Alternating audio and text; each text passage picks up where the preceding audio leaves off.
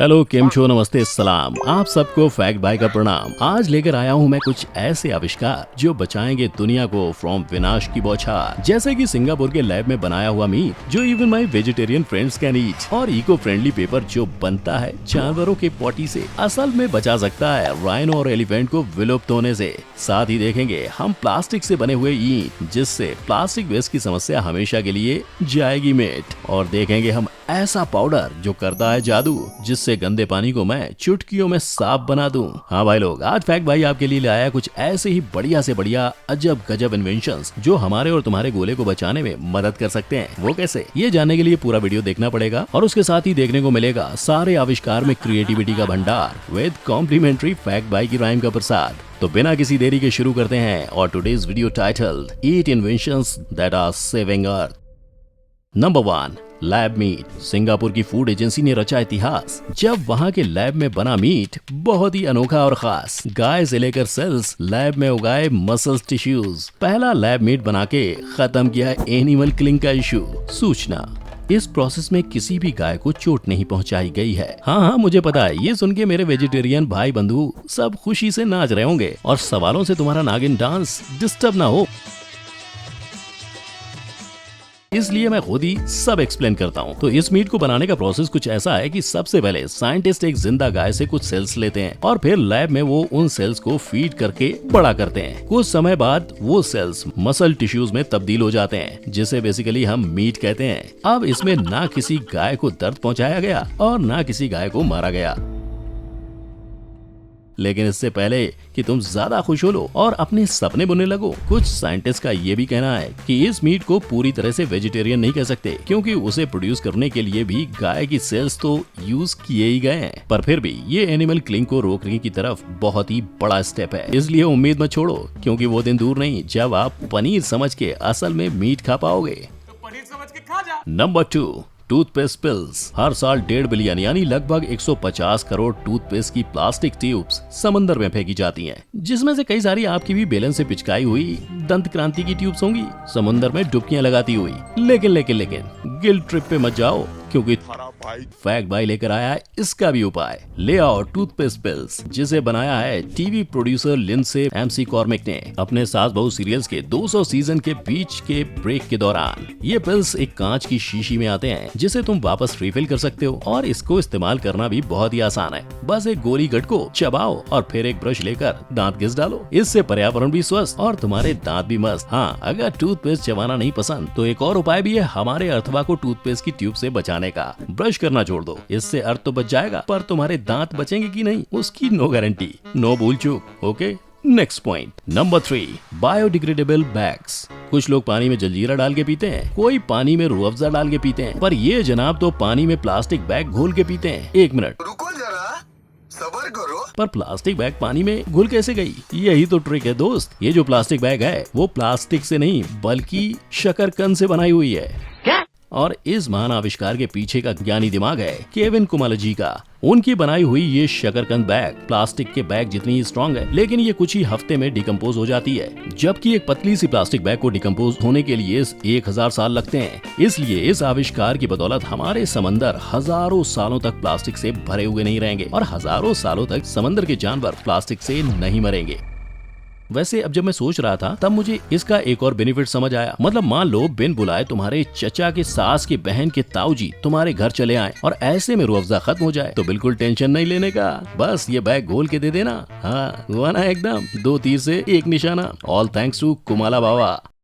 अब फ्रेंड्स, आगे बढ़ने से पहले क्या आप एक ऑनलाइन गेमिंग साइट ढूंढ रहे हो? आई नो काफी मुश्किल है एक ऐसा गेमिंग साइट ढूंढना जो आपके सारे गेम्स और स्पोर्ट्स को कवर कर सके, और इसीलिए मैं आपको बताना चाहूंगा डैफाबेट के बारे में। डैफाबेट एक ग्लोबली रेप्यूटेड ब्रांड है जो काफी फेमस है, स्पेशली इन एशिया, और यहाँ पर आपको लाइव स्पोर्ट्स प्रेडिक्शन से लेकर लाइव कैसीनो गेम्स, और सबसे इंपॉर्टेंट बात, यहाँ पे 100% सिक्योर ट्रांजैक्शंस होते हैं। काफी फेमस नाम इस ब्रांड के साथ जुड़े हैं, जैसे कि शेन वॉन। डैफाबेट के brand ambassador Australian cricketer Shane Warne है, और उनकी स्पॉन्सरशिप काफी बड़े फुटबॉल क्लब्स जैसे कि की सेल्टिक एफसी के साथ है, जो डैफोबेट को काफी ट्रस्टवर्दी वेबसाइट बनाती है। डैफोबेट में तो वैसे 1000 से भी ज्यादा गेम्स है, but most of the fans आज की तारीख में यहाँ पे इंतजार कर रहे हैं आईपीएल के शुरू होने का। आईपीएल 2021 के लिए डैफोबेट ने एक स्पेशलाइज्ड प्रमोशन अनाउंस किया है। अब मैं आपको बताता हूँ आप कैसे iPhone 12 pro max, Apple MacBook pro या एप्पल स्मार्ट वॉच सीरीज 6 जीत सकते हो। आपको करना बस इतना है कि आपको रैफल ज्वाइन करना है और प्रेडिक्शन लगाने हैं डैफोबेट में, और अगर आपकी प्रेडिक्टेड टीम जीतती है तो आप ये सारे गिफ्ट्स जीत सकते हो। इतना ही नहीं, अगर आपके मैच प्रेडिक्शंस यूजुअली सही निकलते हैं तो आपको 1000 rupees bonus after every match भी मिलेगा, और ये चीज आपके लिए क्रिकेट मैचेस देखना और भी एंटरटेनिंग बना सकती है। सो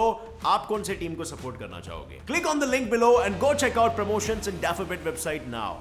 नंबर 4, धूल भगाने वाला पाउडर। क्या नाक में भी धूल है? क्या आपके पानी में भी धूल है? तो प्रस्तुत है P&G का वाटर प्यूरिफाइंग पाउडर। इस पाउडर को पानी में डालते ही ये पानी को काले से कर दे सफेद, बस चुटकियों में। और इसे इस्तेमाल करना भी है बिल्कुल इजी पीजी। बस एक सैशे खोलो, गंदे पानी की बाल्टी में डाल दो और घोल दो, और जितनी भी गंदगी है वो सब बाल्टी के नीचे जमा हो जाएगी। फिर बस एक साफ कपड़ा लो और पानी को ये वाली बाल्टी में से दूसरी बाल्टी में फिल्टर कर दो, और ये एक छोटू सा सैशे टोटल 10 लीटर पानी को साफ कर सकता है। ये इन्वेंशन इसलिए इतना जरूरी था क्योंकि आज लगभग 200 करोड़ लोगों को साफ पानी नसीब नहीं होता। तो ऐसे में ये एक सैशे ना जाने कितनी जिंदगियां बचा सकता है। अभी के लिए तो ये लोग अफ्रीका और छोटे छोटे डेवलपिंग देशों में इन सैशे को बांट रहे हैं, लेकिन जल्द ही ये कमर्शियली बिकने भी लगेगा। Number 5, spin cycle.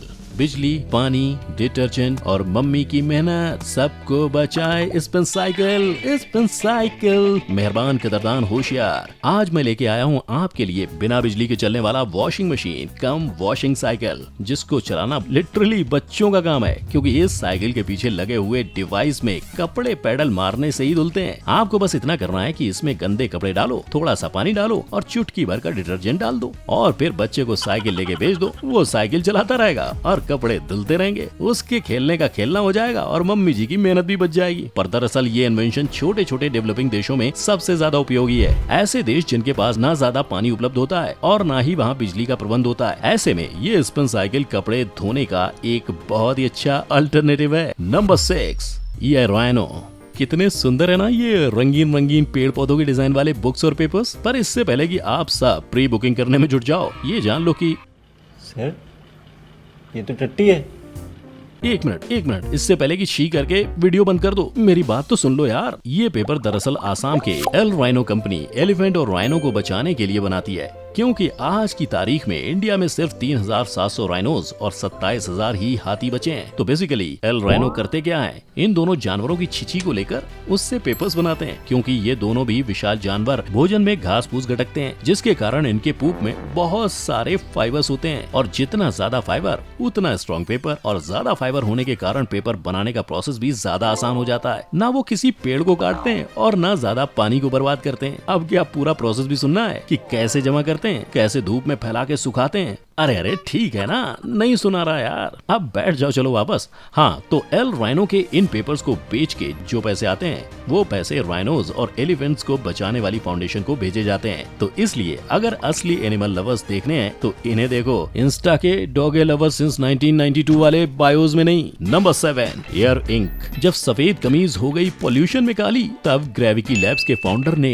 दिमाग की बत्ती जला डाली। गाड़ी के टेल पाइप से निकलने वाले धुएं को किया जमा, उससे फिर काले कलर का पेंट डाला बना। ये स्टोरी है ग्रेविटी लैब्स की, जिसको बनाया था अनिरुद्ध शर्मा ने। ग्रेविटी लैब्स गाड़ी के एग्जॉस्ट पाइप पे एक डिवाइस लगाती है, जो गाड़ी से निकलने वाले धुएं के अंदर के कालिक को जमा करता है। फिर उस कालिक को इन लोग प्रोसेस करके उसका काला इंक बनाते हैं, जिसको वो मार्कर्स या बॉटल्स में भर देते हैं। इस इंक को नाम दिया गया है एयर इंक, जो इंडिया, लंदन, सिंगापुर और हांगकांग जैसे शहरों के आर्टिस्ट को बेचा जाता है। और ग्रेविटी के हिसाब से 45 मिनट के पॉल्यूशन को वो 30 मिलीलीटर के इंक में बदलते हैं। पर ये एक बहुत ही इनोवेटिव और क्रिएटिव सॉल्यूशन है एयर पॉल्यूशन को रोकना, क्योंकि आज की तारीख में 25 लाख लोग इंडिया में एयर पॉल्यूशन से मरते हैं। तो अगर इस पॉल्यूशन को लेकर आर्ट में बदला जा रहा है तो क्या ही बात है भैया। Number 8, plastic brick. एक सवाल है आपके लिए, दिमाग पे जरा जोर डाल के इसका जवाब देना, क्या ज्यादा स्ट्रॉन्ग है, प्लास्टिक या सीमेंट? अगर आपने सीमेंट कहा तो ये गलत है जनाब, और ऐसा मैं नहीं, young champion of the earth Nizami मती का कहना है